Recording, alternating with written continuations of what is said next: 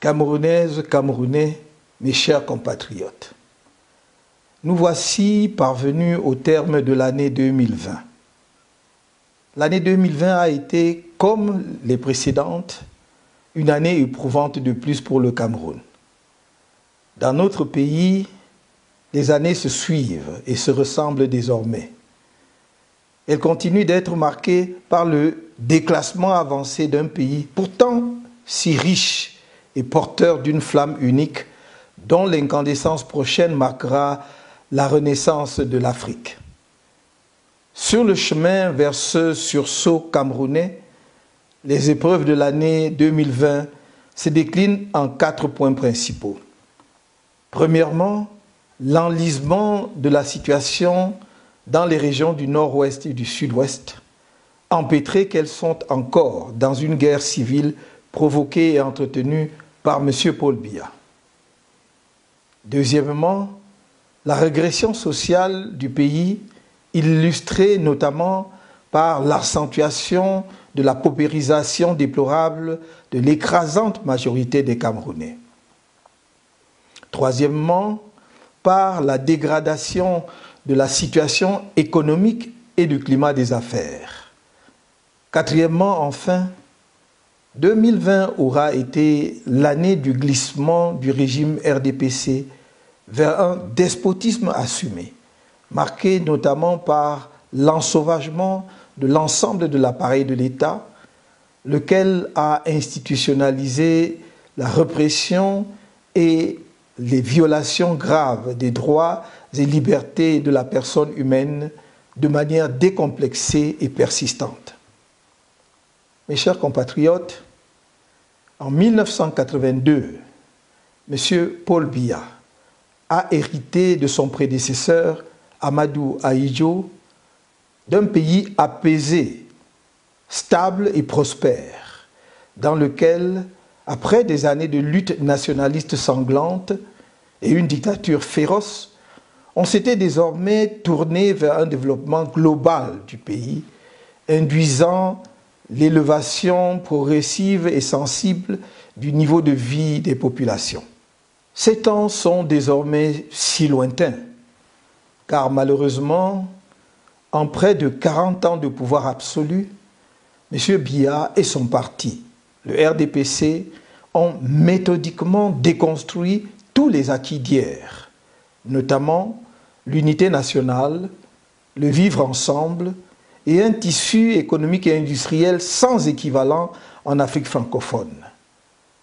Le Cameroun a été transformé en un pays en guerre dans lequel une insécurité chronique se le dispute à un tribalisme d'État et la haine ethnique assumée.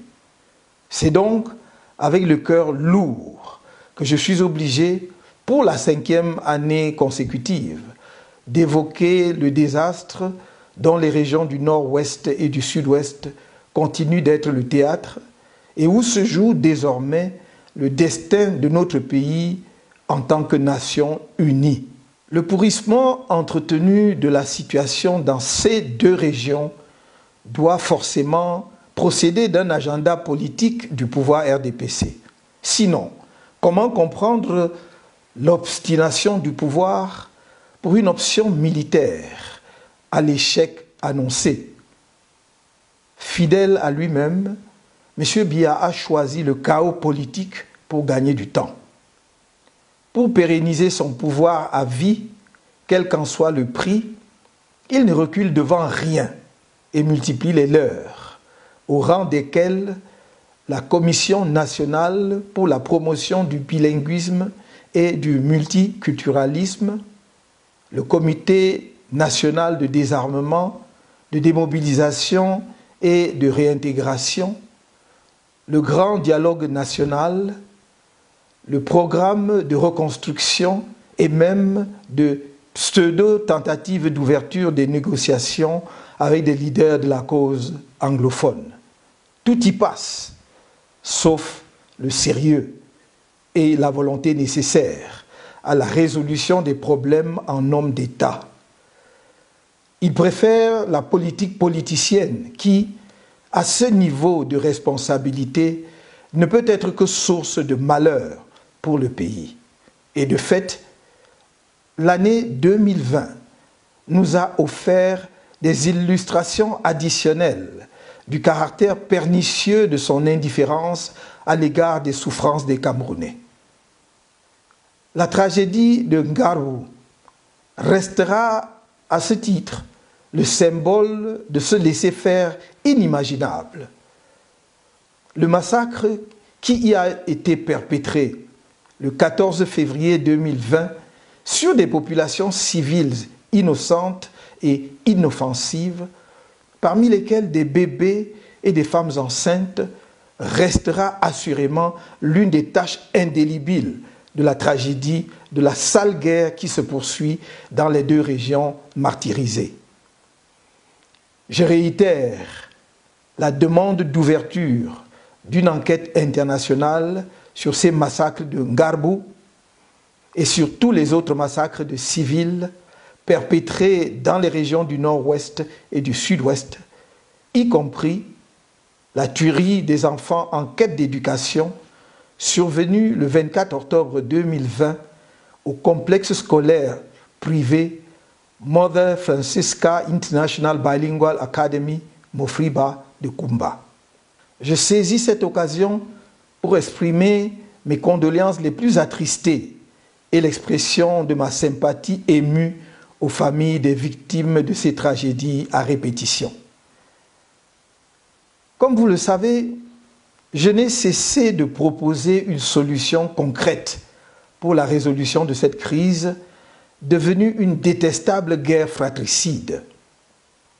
Cette solution se décline en 3 points principaux. L'instauration immédiate d'un cessez-le-feu, la libération immédiate de tous les prisonniers de la crise anglophone, y compris M. Sisikou Ayub Tabé et ses camarades, l'ouverture d'un dialogue politique inclusif impliquant tous les acteurs pour débattre de toutes les questions, y compris celle de la forme de l'État et de la réforme consensuelle du système électoral, afin de permettre aux populations de se doter de dirigeants légitimes. Il faut en effet dialoguer avec tous les Camerounais sans exception, y compris ceux qui défendent pour le moment la thèse de la sécession. L'insécurité au Cameroun ne se limite pas, hélas, aux seules régions du nord-ouest et du sud-ouest. Elle continue de sévir dans les régions septentrionales du pays où les populations de l'extrême nord en particulier subissent les assauts devenus endémiques de la secte Boko Haram malgré les efforts de nos forces de défense.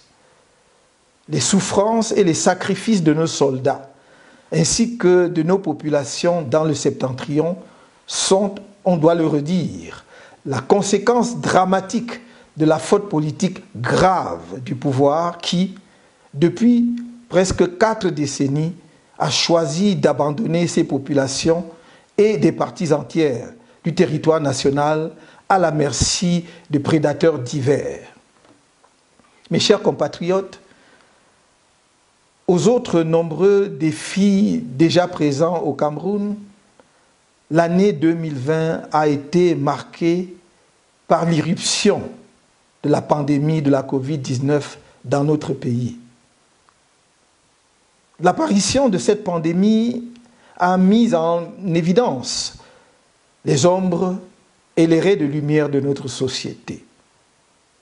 D'un côté, la Covid-19 a confirmé l'impréparation notoire du gouvernement à anticiper les catastrophes ou à y faire face avec l'efficacité qu'on est en droit d'attendre de toute administration publique responsable.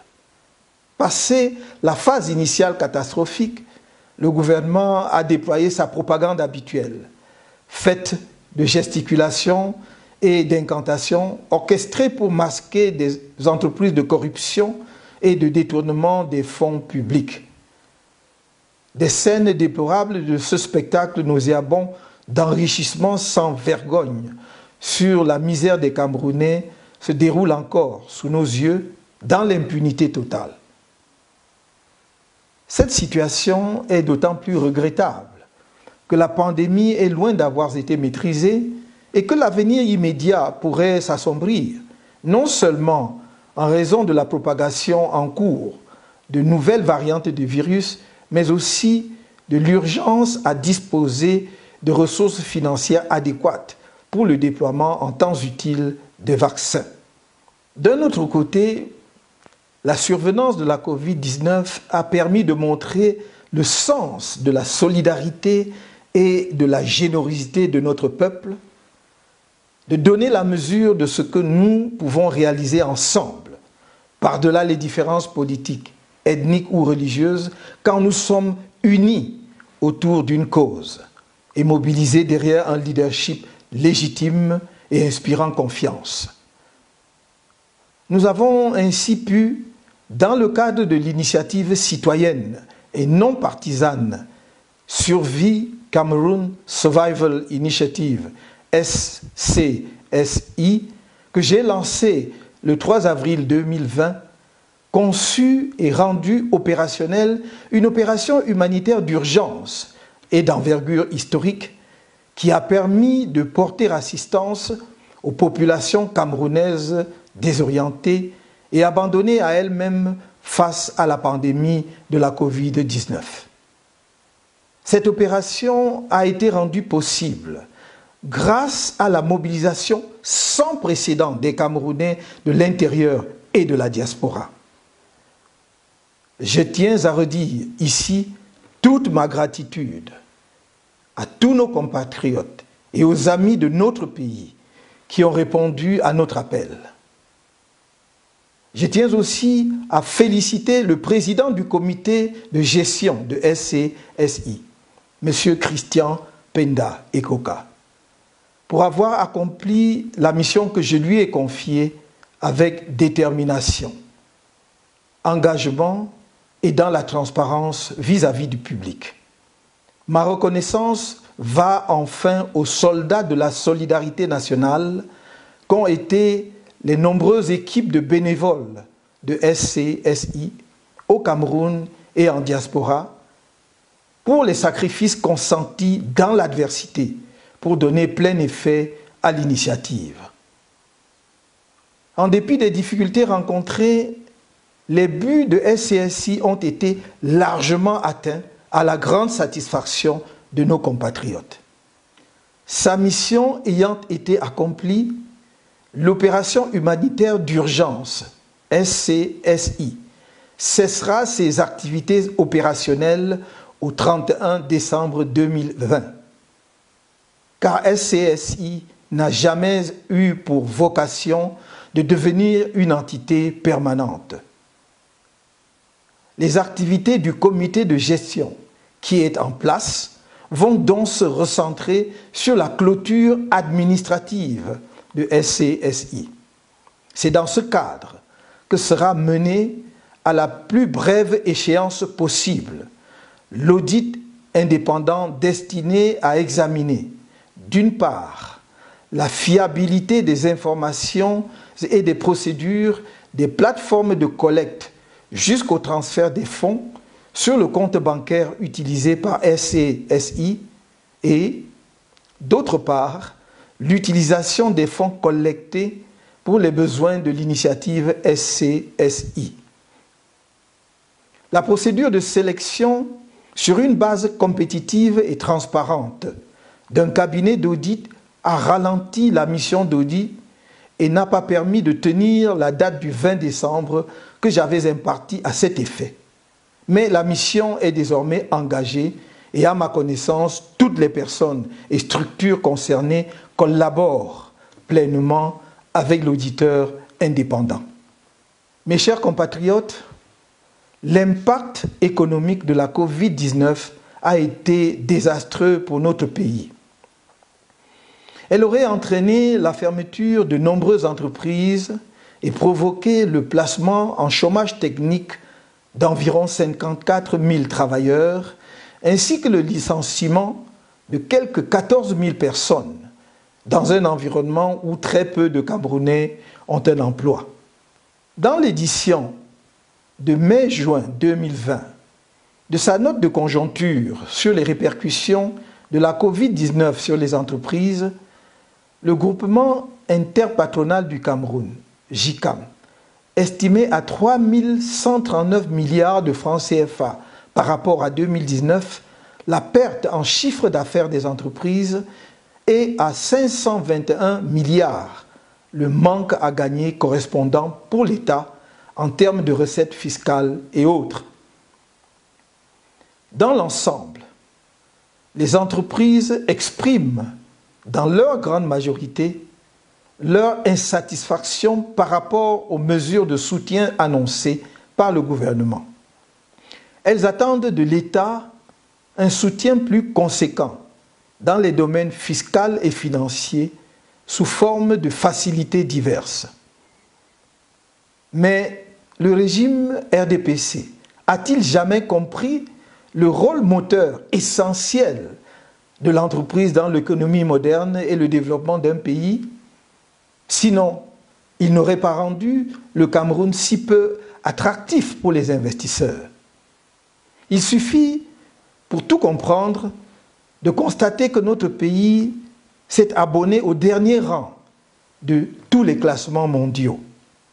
Qu'il s'agisse de l'indice de perception de la corruption de Transparency International, du Doing Business de la Banque mondiale, de l'indice Mo Ibrahim de la gouvernance, ou encore des divers classements des meilleures universités et institutions de recherche en Afrique, je n'ose pas dire dans le monde. Aucune oreille attentive n'est prêtée aux milieux d'affaires nationaux. L'État peine à honorer sa dette intérieure et pénalise en cela les entreprises locales. Il ne fait pas confiance aux entrepreneurs locaux dans l'octroi des marchés publics d'importance. Avec qui ce régime veut-il développer le Cameroun, si tant est qu'il n'ait jamais eu l'intention de le faire? Les désillusions des projets structurants, qui sont autant de grands échecs, là où l'on attendait les grandes réalisations, les grandes réussites et les grandes opportunités, que sais-je encore, en vue d'une émergence fantasmée, ont achevé de dénuder un régime autiste, prédateur vorace et sans boussole. À l'heure du bilan, on doit se contenter du néant. Et les Camerounais n'ont que leurs larmes devant la surévaluation des coûts des projets et le dépassement des délais dans la réalisation des infrastructures, voire l'abandon de certaines d'entre elles dans la forêt des chimères. Qu'il me suffise ici de citer, en matière d'énergie, le projet de barrage de Bini-Warak, dont les travaux sont bloqués depuis 2018 en raison de l'incapacité de l'État du Cameroun à verser les 4 milliards de francs CFA de frais d'assurance sur l'emprunt obtenu auprès du bailleur chinois. La palme d'or du régime pour le coût au kilomètre de route le plus cher au monde. 7 milliards de francs CFA au Cameroun contre environ 2 milliards de francs CFA en moyenne, selon les données de la Banque mondiale. L'autoroute Yaoundé-Douala, commencée en 2014, et les 11 km de la bretelle Yaoundé-Simalène, entamée la même année, demeurent des arlésiennes. La fin de la construction est annoncée pour 2024 et, entre-temps, le coût de construction de chaque kilomètre sera passé à 42 milliards de francs CFA, un nouveau record absolu. Oui, mes chers compatriotes, pendant que quelques-uns s'enrichissent par la corruption, le clientélisme et la gabegie institutionnalisée par l'État RDPC, la paupérisation de la grande majorité des Camerounais s'accentue. Le rapport sur l'indice du développement humain 2020 publié par le Programme des Nations Unies pour le développement qui analyse les données couvrant l'année 2019, donc avant l'apparition de la Covid-19, est révélateur à cet égard. Il montre en particulier que le Cameroun est un pays profondément inégalitaire qui se situe largement au-dessus de la moyenne des pays à indice de développement humain comparable, tant à l'échelle mondiale qu'en Afrique subsaharienne. Le rapport fait enfin état de ce que nous voyons tous au quotidien, à savoir un indice de pauvreté multidimensionnel catastrophique, avec 64,6% de la population vivant soit en situation de pauvreté multidimensionnelle, soit considérée comme des personnes vulnérables à la pauvreté multidimensionnelle. La régression sociale s'accentue à un rythme effrayant, la pauvreté se concentrant de plus en plus dans les régions de l'extrême nord, du nord-ouest et du sud-ouest du pays. L'accès à l'eau potable reste partout au Cameroun une gageure.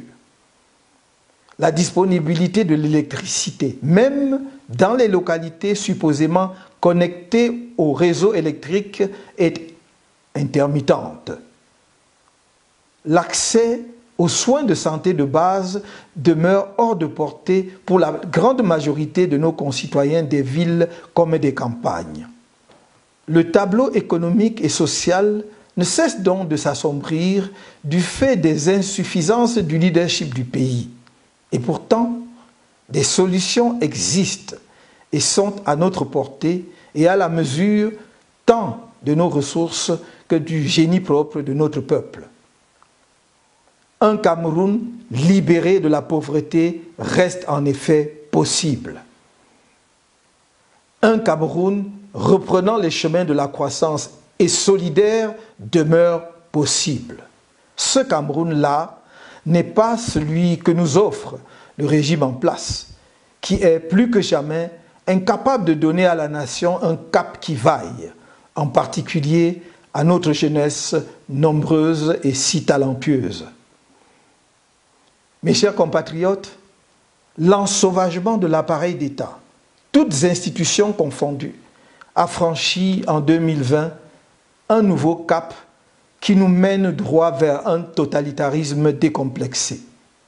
Au Cameroun de M. Biya, le cynisme a atteint de nouveaux sommets. Non seulement on massacre, mais on interdit aux victimes des massacres et à tous les autres Camerounais d'exprimer leur douleur, leur désapprobation de la guerre fratricide qui saigne le pays et leur condamnation du hold-up électoral, de la corruption et des atteintes à la fortune publique. En 2020, pour avoir osé, par des marches pacifiques à travers le pays, le 22 septembre, dénoncer les errements de M. Paul Biya et de son régime et proposer des solutions de sortie de crise, des milliers de Camerounais ont été brutalisés par la soldatesque du régime, torturés, mutilés et, pour 556 d'entre eux, détenus de manière illégale et arbitraire.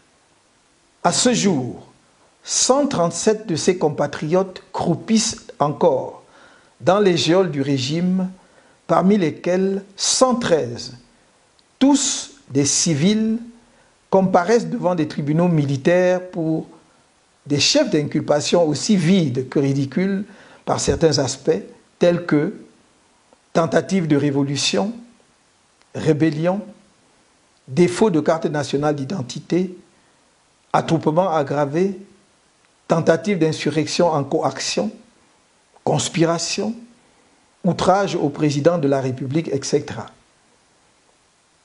Parmi ses compatriotes se trouvent des personnes kidnappées avant ou après les marches pacifiques, auxquelles beaucoup n'ont même pas pris part. Ces compatriotes encourent, pour beaucoup, la peine de mort.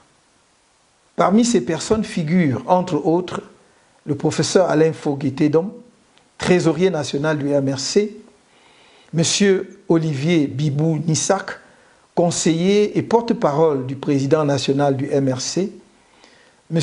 Pascal Zamboué, secrétaire national en charge du développement et de l'inspection du MRC, Madame Assomo, ménagère, M. Béas, jeune chef d'entreprise, pour n'en citer que quelques-uns. Ses compatriotes ont retrouvé dans les geôles du régime M. Mamadou Yacouba Mota, premier vice-président national du MRC, otage politique fait prisonnier à la suite des marches blanches du 1er juin 2019. À tous ses compatriotes, victimes de l'appareil répressif d'une dictature déclinante, je redis toute ma solidarité et mes encouragements dans cette nouvelle épreuve sur le chemin de la libération de notre pays. J'exige une fois de plus la libération immédiate et sans condition de toutes les personnes arrêtées avant, pendant et après les marches pacifiques du 22 septembre 2020. Comme l'ont relevé un groupe d'experts indépendants du Haut Commissariat des Nations Unies aux droits de l'homme, le 12 octobre 2020, je cite, « La violence contre les manifestants a été disproportionnée avec utilisation de gaz lacrymogènes et des canons à eau pour les disperser violemment. Le gouvernement a également déployé un dispositif de force de sécurité important pour empêcher les manifestations pacifiques. » Fin de citation.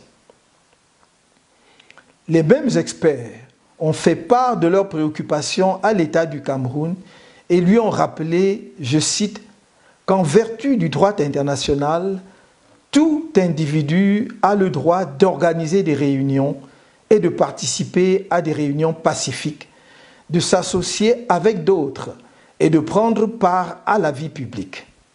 Aucun de ces actes n'est un crime et le Cameroun devrait célébrer et accepter la dissidence car une véritable démocratie prend en compte les demandes de la population au lieu de les réprimer. Fin de citation. C'est le lieu pour moi d'adresser à nouveau mes chaleureuses félicitations aux populations camerounaises qui sont sorties massivement le 22 septembre 2020 pour exprimer leur opposition à la poursuite de la guerre civile dans les régions du nord-ouest et du sud-ouest et au maintien d'un système électoral inique qui rend impossible l'expression démocratique du peuple camerounais.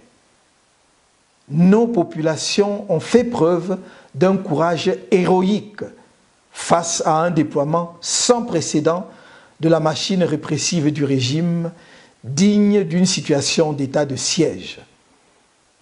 Par leur comportement pacifique exemplaire, même devant la charge barbare et injustifiée des forces répressives, ces populations ont fait montre de leur maturité politique, de leur sens de responsabilité patriotique et de leur civisme dans l'expression de leur profond désir de changement dans la paix et le respect de la Constitution de notre pays.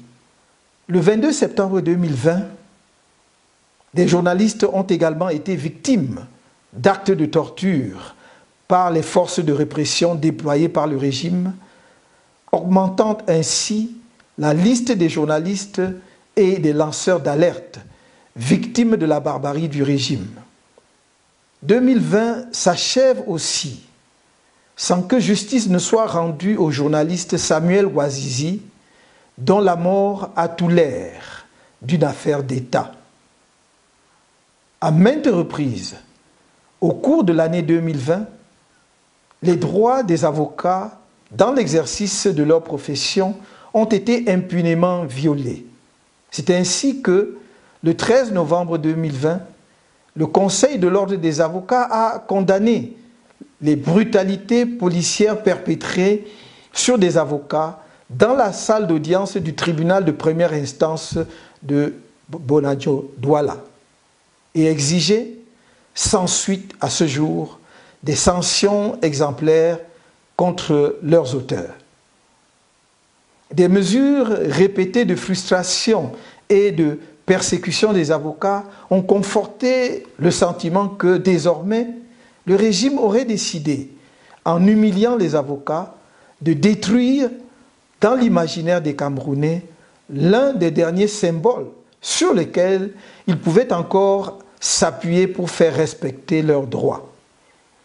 Qu'il me soit permis ici de rendre hommage aux avocats, membres du collectif Sylvain Saupe, pour le travail exceptionnel qu'ils abattent pour la représentation bénévole des prisonniers politiques que sont nos compatriotes arrêtés et détenus en rapport avec les marches pacifiques du 22 septembre 2020. Ces avocats font doublement œuvre utile.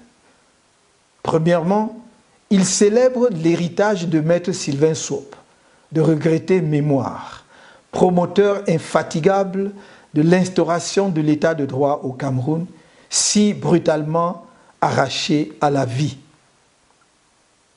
Deuxièmement, ils font honneur à la profession d'avocat au Cameroun et à la cause de la justice, dont le socle des valeurs donne bien plus que des signes de flottement. En effet, à un moment charnière de l'histoire de notre pays, où l'institution judiciaire s'est trouvée en capacité de contribuer au renforcement de l'état de droit et de la démocratie au Cameroun, en faisant prévaloir la force du droit, une certaine justice camerounaise a pris fait et cause pour le droit de la force et l'injustice, en s'érigeant en un pilier de la dictature. L'histoire le retiendra. L'histoire retiendra aussi que c'est avec la complicité d'une certaine justice que des centres de torture dignes des pires dictatures accomplissent leur sale besogne au cœur de la capitale de notre pays et de nos autres cités. Mes chers compatriotes, le MRC a informé en son temps l'opinion de sa décision de ne pas prendre part aux élections législatives et municipales de février 2020 pour deux raisons principales. Le refus du pouvoir de trouver une solution politique à la crise dans le nord-ouest et le sud-ouest et son refus d'une réforme consensuelle du système électoral. Suite à l'appel au boycott qu'il a lancé à cette occasion, le taux de participation au scrutin a été historiquement le plus bas qu'ait jamais connu le Cameroun et a entaché d'illégitimité les élus de ce scrutin. Comme à ses habitudes, le parti au pouvoir s'est octroyé des majorités à sa guise, même dans les contrées vidées de leurs électeurs pour cause de guerre. À en croire la propagande officielle, la mise en place des exécutifs régionaux enclenchera le développement automatique du Cameroun. C'est de la fantasmagorie. Chacun peut voir que ces exécutifs régionaux sont inféodés au système qui les a créés et qu'il s'agit d'une simple démultiplication des structures politico-bureaucratiques de l'État RDPC qui reproduiront à l'échelle régionale les nombreux travers du régime. Le transfert des ressources sera une gageure, non seulement à cause des difficultés financières de l'État qui iront en s'aggravant, mais parce que la bureaucratie centrale aura du mal à se dessaisir d'une partie importante de sa rente. Le plus dur est à venir. Jusqu'à ce que nous parvenions à destination, la résistance nationale va se poursuivre et s'intensifier. Car rien, jamais rien n'a arrêté et n'arrêtera un peuple debout, en marche pour sa libération. Les marches ne sont pas une activité permanente d'un parti politique. Elles sont un moyen d'expression démocratique garanti par notre Constitution. Elles reprendront chaque fois que nécessaire. Pour le reste, nous devons nous atteler au travail politique d'information et de sensibilisation de nos compatriotes sur le sens de la résistance nationale et les perspectives de la renaissance du Cameroun, les préparer aux échéances électorales à venir, car le changement dans la paix et par les urnes reste notre option fondamentale. C'est pourquoi la lutte pour la réforme du système électoral demeure cruciale et ne sera jamais abandonnée tant qu'elle n'aura pas abouti. Le chemin peut sembler long, mais la victoire est certaine. Nous devons rester plus que jamais mobilisés. Je sais le prix que l'appareil répressif de M. Biya fait payer à tous les compatriotes qui osent rester debout et qui se battent pour un Cameroun nouveau. Je sais la souffrance de nos valeureux compatriotes de la diaspora, désormais interdits de fouler le sol de la mère patrie, par celui-là même qui disait, il y a près de 40 ans, que les Camerounais n'avaient plus besoin de quitter leur pays pour exprimer leurs opinions. Je connais les difficultés de ces compatriotes qui ont perdu leurs emplois en raison de leur combat pour un Cameroun uni et prospère. Je sais la pression que les uns et les autres subissent pour éteindre la flamme qui en eux brûle pour un avenir meilleur pour tous les Camerounais. À tous ces compatriotes-là, je rappelle que les heures les plus proches de l'aurore sont les plus sombres de la nuit. L'aube de la renaissance du Cameroun se rapproche. Arc-boutés sur leurs privilèges, nourris par la sueur et le sang des Camerounais, les forces de la nuit tentent leur baroud d'honneur en déployant leur arsenal classique de répression par-ci, de propagation de discours de division et de haine par-là, de guerre civile ailleurs.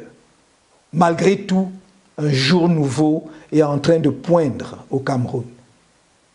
Un peuple s'est levé. Un mouvement est en marche. Rien, mais alors rien ne pourra l'arrêter. Qu'il s'accomplisse par nous-mêmes ou par d'autres, nous devons être conscients que le changement est inéluctable. N'oubliez jamais, le sort de notre pays dépend de nous, collectivement, solidairement, et de nous seuls. Ne l'attendez pas d'un individu seul, quel que soit son courage et sa détermination, ni d'une quelconque puissance étrangère, quelle que soit son amitié pour notre pays. Quant à moi, je continuerai de faire ma part, que chaque Camerounais fasse la sienne. Bonne et heureuse année 2021. Que pleuve sur vous et vos familles une pluie de grâce tout au long de cette année nouvelle. Et que la paix soit sur notre pays. Que Dieu bénisse le